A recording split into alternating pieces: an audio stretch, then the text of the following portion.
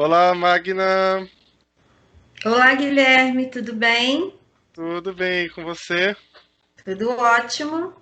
Obrigado pelo aceite desse convite a participar desse projeto de compartilhamento de histórias de vida. E gostaria que você pudesse contar um pouco sobre você, se apresentando, e aí falando um pouco sobre assim suas origens, até chegar a gente já engata daí na sua infância. Ótimo. Então vamos começar, né? Então meu nome é Magna, eu sou mineira de Belo Horizonte. Eu venho de uma família numerosa, uma família de 5 irmãs, 5 meninas, né? Era o grande desejo do meu pai que tivesse um filho homem, e isso naturalmente não aconteceu. Eu digo naturalmente porque quando eu tinha 18 anos, o meu pai acabou adotando um menino com 7 anos. Então, imagina o que foi na minha casa, uma casa já projetada para ter um quarto para 5 filhas. E o meu pai era conhecido, né, no bairro como o pai das meninas, porque eram 5 meninas. E aí chega o meu irmão, com 7 anos. Eu já tinha 2 irmãs na área da educação. Esse meu irmão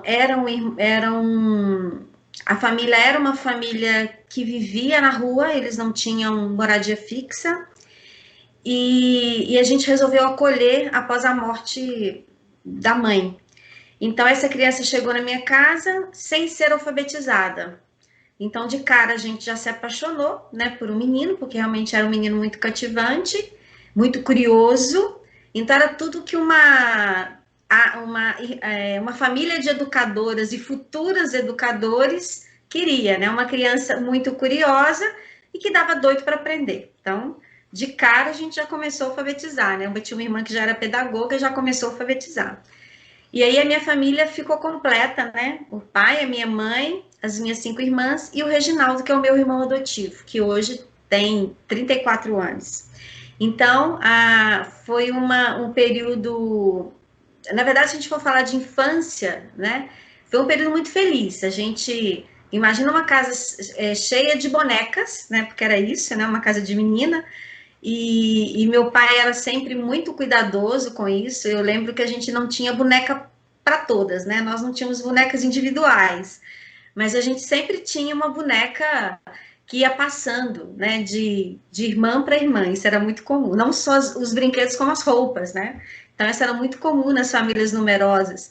Então, a gente ia passando as roupas umas para as outras. Então, foi uma infância muito feliz, pais muito cuidadosos, sempre cuidou muito da nossa educação. A minha mãe, tanto a minha mãe quanto o meu pai, eles só fizeram a educação primária, mas eram de uma inteligência muito grande. A minha mãe, mesmo com a educação primária, ela alfabetizava no interior antes de se casar, então ela já tinha esse espírito da educação, já era uma educadora, eu falo isso para ela.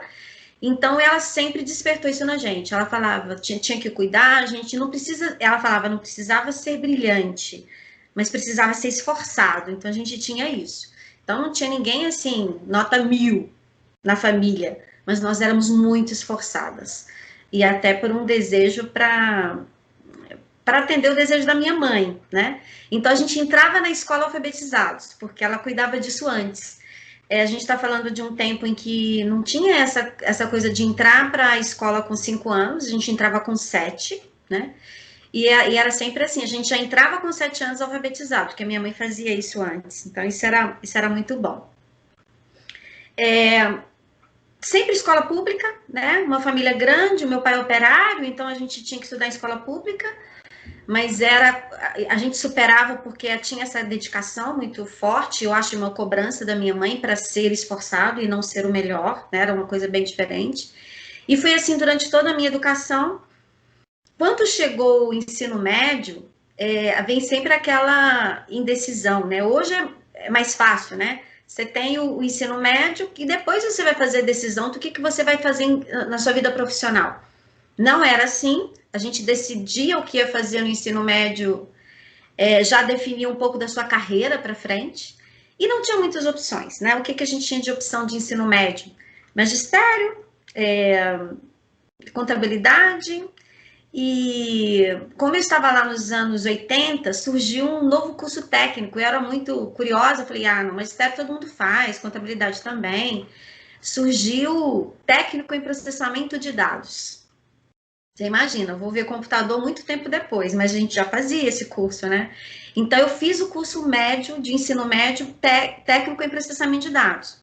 Muito curiosa, aprendi. Eu tenho coisas que hoje eu lido com os meios de tecnologia, e muita coisa eu me lembro das minhas aulas lá no ensino médio.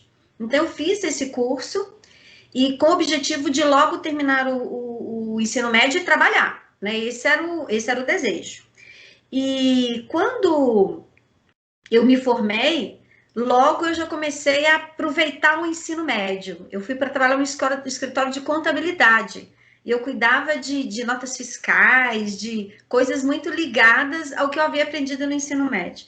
Então, isso foi muito interessante, né? Hoje, quando eu vejo os meus alunos de ensino médio discutindo o que vai fazer no vestibular, qual é a opção, hoje é muito mais tranquilo, né? Eu não, eu tive que tomar essa decisão muito antes, né? De começar o ensino médio. E aí, quando eu comecei a me ver como profissional, estava na área administrativa, e eu pensava assim, nada a ver comigo, né? Eu tenho uma origem de educação e eu queria fazer alguma coisa que eu pudesse mudar a realidade das pessoas. E a primeira coisa que me veio à cabeça foi o direito. Eu achava assim que com o direito, eu sendo advogada, eu poderia defender causas sociais, que era uma coisa assim que estava muito na minha cabeça de adolescente. E aí fui fazer cursinho, né? Porque escola pública, tinha feito curso técnico. Como é que eu ia passar numa federal fazendo curso técnico? Química, física, biologia tinha ficado longe de mim, né? E a primeira prova, né? A primeira etapa da UFMG era uma geral, e depois você fazia provas específicas, abertas. Era assim o vestibular.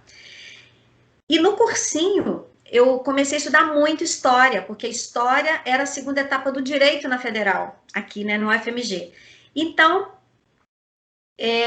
o fato de estudar história, eu virei uma apaixonada pela história, mas eu falava, não, eu tenho que fazer direito, né? Fiz direito no UFMG, fiz o vestibular para direito no UFMG, passei na primeira etapa. Falei, opa, agora tá pronto, né? Muito decidido. Falei, agora nós vamos para a segunda etapa com tudo, porque eu estudei história demais, eu vou fazer a prova aberta de história com peso 2 e vou tirar uma boa nota e vou ser aprovada. Aí veio a primeira decepção, não fui aprovada na segunda etapa da federal, né?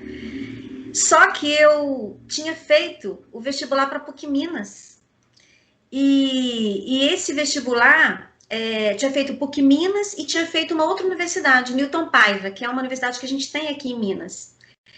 E nas duas universidades eu passei para História. E aí, quando eu passei, veio aquela dúvida, né? Todo mundo falava, Máquina, mas você sempre falou em direito. Como é assim? Que negócio é esse de fazer História agora? Falei, olha, agora que eu passei, eu vou fazer o seguinte. Eu vou começar a fazer, vou eliminar aquelas disciplinas iniciais que a gente tem lá, que é comum a todos os cursos, e aí depois eu faço, quando daqui a 6 meses eu faço federal de novo e vou para o direito, que era o meu desejo. E mentira, né? Porque aí com 2, 3 meses de aula, começou a ter as primeiras disciplinas específicas do curso de História, eu acabei me apaixonando pela História, e foi uma paixão fulminante, porque nunca mais eu deixei a área da educação, em especial a área de História. Então, foram 25 anos na sala de aula. Então, foram 25 anos dedicando aos alunos de 6º ano, que é a minha grande paixão, que são aqueles de 11 anos, aquela transição para o ensino fundamental, e os alunos de, em média, 15, 16, que são os alunos da transição para o médio. Então, eu trabalhei durante 25 anos no Colégio Pitágoras, aqui em Belo Horizonte, na cidade de Jardim, e toda a minha trajetória, alguém falava assim, nossa, você tem muito perfil de cuidar da transição, de cuidar do aluno do 6º ano, de cuidar do aluno da primeira série do médio. E eu comecei a achar, todo mundo falava, eu comecei a acreditar que era verdade. Então, eu sempre pegava essas turmas para poder trabalhar. E foram 25 anos trabalhando, né, com essas turmas. E só que a educação também foi sempre uma paixão, e eu comecei a me especializar em outras áreas. Então, paralelo à sala de aula, eu fiz psicopedagogia, depois eu fiz outros cursos de aprimoramento mesmo na área da história, e fui fazer gestão escolar na PUC. Então, quando eu voltei para fazer gestão escolar na PUC, mais ou menos uns 2 anos e meio atrás, eu descobri que essa era a área que eu queria. Então, foram surgindo oportunidades nos últimos 3 anos da minha vida, todas na área de gestão. E essa área de gestão é muito desafiador porque ela é muito solitária, né? Porque enquanto você tem, quando você é professor, você tem pares dentro da escola, seja pares na sua área de conhecimento, seja no seu departamento, no seu segmento. Agora o diretor não, ele é único. Então é um pouco solitário. Então essa foi o grande desafio, eu acho, de sair da sala de aula e ir para a área da gestão. E esse desafio acabou me movimentando para um outro lado, que é a neurociência, que eu me apaixonei. Então, atualmente, eu faço um curso de neurociência aplicada à educação. Era um curso que era presencial, agora a gente está fazendo online. Mas eu estudo muito paralelo, porque eu gosto muito. E a neurociência me abriu muita coisa também. Assim, eu sempre fui muito instigada de como é que é o processo da aprendizagem, como é que a aprendizagem acontece, biologicamente falando, né? Se essa é a palavra. E eu comecei a descobrir isso na neurociência. Então, eu tenho um grande amor pelo curso.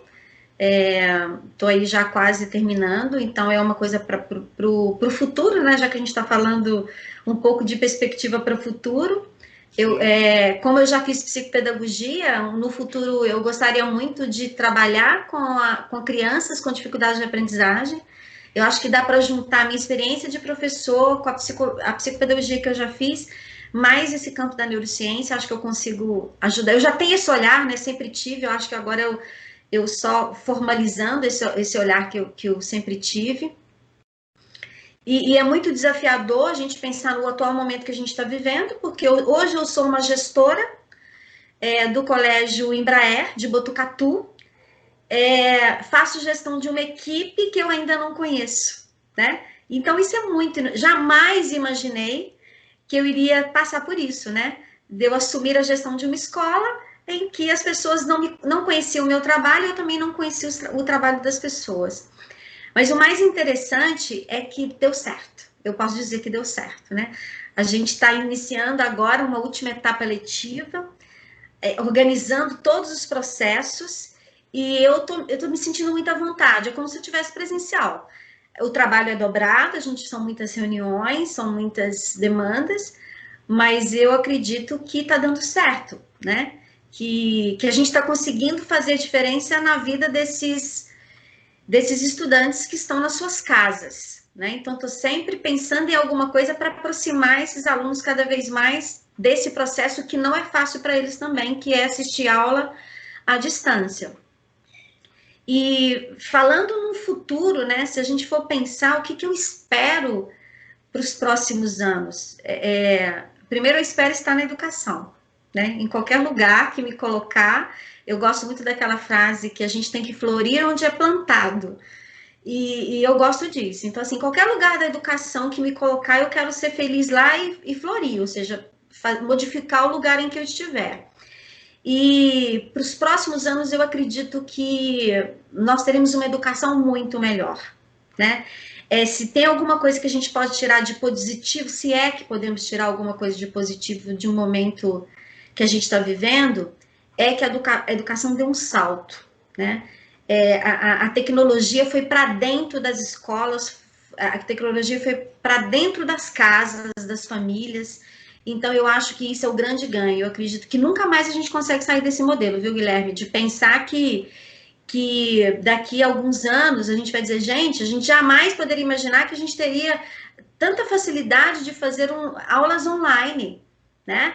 Talvez a gente demoraria, sei lá, eu chuto aqui para a gente chegar nesse momento atual.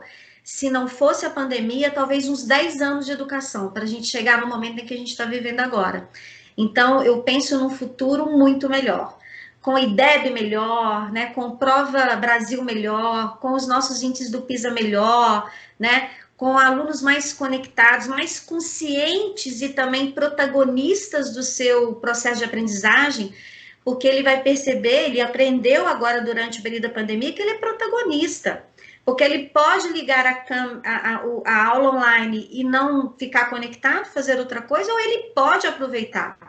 Então, isso é muito importante, é pensar que o aluno que viveu 2020 dentro da perspectiva de uma aula remota, ele nunca mais é o mesmo. Eu tenho certeza que a gente está fazendo uma geração diferente, uma geração que vai, isso daqui a alguns anos vai, com certeza, fazer muita diferença. É claro que eu não deixo de pensar também nos outros estudantes de muitas escolas que não tiveram a mesma oportunidade como os nossos alunos, né, do Colégio Embraer, mas eu acredito que o mais importante é a gente estar saindo dessa pandemia vivos, né, para a gente poder lutar lá na frente, porque a luta vai continuar, não vai ser 2021 nem 2022, a gente vai ter que tirar a diferença da educação brasileira, acho que não só brasileira, acho que mundial, nos próximos anos. Eu acho que seria isso, Guilherme. Muito legal, Magna, muito boa. Muito bom te ouvir, muito boas suas perspectivas de futuro. É muito interessante também ouvir as suas origens familiares, dividindo as bonecas, dividindo as brincadeiras com uma família numerosa, e também o quanto que você utiliza de um verbo cuidar quando você fala em educação, né? O verbo cuidar, e também até lembra um pouco da questão de jardinagem, de cuidar das sementes, cuidar da terra, cuidar das plantas, e depois as plantas vão crescendo, vão florindo, vão frutificando, né? Acho que tudo isso eu ouvi de você, da sua história, e é muito legal ver isso acontecendo, inclusive nesses momentos mais difíceis, né? De talvez de seca, ou talvez de chuvas fortes demais, né? Ou ausentes, né? Ou ausentes. Então, você foi trilhando e continuando, encarando, e realmente foi muito legal de conhecer essa trajetória. Eu que agradeço a oportunidade, eu sempre gosto de falar da minha trajetória, porque eu acho que inspira outras pessoas que estão começando na área da educação. Eu vejo um movimento maior hoje de estudantes querendo ir para a área da educação. Isso dá um alívio, porque a gente, né, não pode parar, a gente tem que. É sementeira mesmo, né? Os colégios têm que ser sementeira para inspirar que outros alunos possam despertar esse desejo de ir para a educação e formar professores cada vez melhores para que cuidem de novos alunos, e isso é constante, né? Eu digo que sempre de um canteiro que deu semente, você tira a semente, joga no outro canteiro, e a ideia é exatamente essa mesmo. Muito legal. Então, obrigado, Magna, e até a próxima. Obrigada, Guilherme, até a próxima. Tchau, tchau. Tchau.